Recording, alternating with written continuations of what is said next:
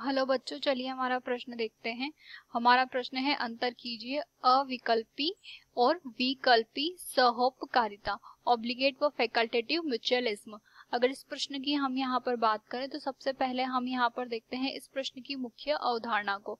तो इस प्रश्न की मुख्य अवधारणा के अंतर्गत हम यहाँ पर कह सकते हैं कि प्रकृति में पादप तथा जीवों के मध्य यहाँ पर जो है विभिन्न प्रकार की अन्योन्य क्रियाएं संपन्न होती हैं, और ये जो अन्योन्य क्रियाएं होती है ये इनके पारस्परिक संबंधों को यहाँ पर बताती हैं। तो पारस्परिक संबंधों के अंतर्गत हमने यहाँ पर जो पहली अन्योन्य क्रिया देखी है वो देखी है सहोपकारिता।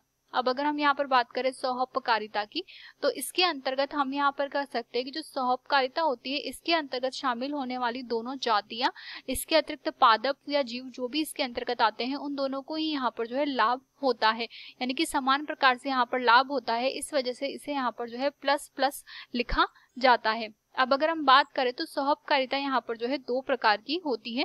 पहला हम यहाँ पर कह सकते हैं कि सहोपकारिता यहाँ पर अविकल्पी होती है, और दूसरा हम यहाँ पर कह सकते हैं कि ये जो है विकल्पी प्रकार की भी होती है। तो अगर हम यहाँ पर सहोपकारिता की बात करें तो इसके अंतर्गत अगर हम अविकल्पी सहोपकारिता की बात करें तो हम यहाँ पर कह सकते हैं कि इसका जो मुख्य उदाहरण होगा वो यहाँ पर होगा युक्का पादप व प्रणुबा मोथ। अब अगर इसकी हम बात करें तो इसके अंतर्गत हम यहाँ पर कह सकते हैं कि सामान्य रूप से जो युक्का पादप होता है यह यहाँ पर बहुत ही ज्यादा शुष्क परिस्थितियों में रहता है। तो शुष्क परिस्थितियों में रहने की वजह से इसके आसपास का जो पर्यावरण है वो सामान्य कीटों के लिए यहाँ पर जो है विनाशक होता है, परंतु प्रणुबा मोथ जो होता है वो युक्का पादप के लिए यहाँ पर जो है परागणकारी के समान कार्य करता है, यानी कि इसके लिए परागण की क्रिया जो है वो यहाँ पर प्रणुबा मोथ के द्वारा ही संपन्न करवाई जाती है। तो ये परागणकारी के समान यहाँ पर जो है कार्य संपन्न करता है।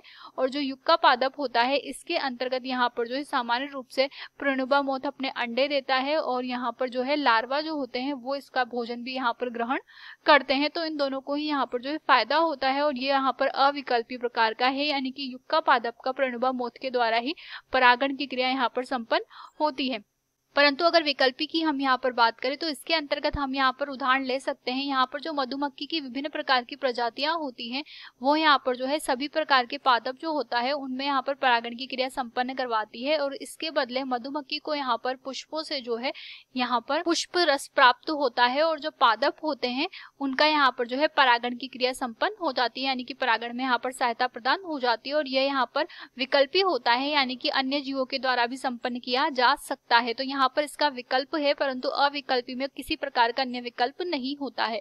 आशा करते हैं आपको ये प्रश्न समझ आया होगा। धन्यवाद।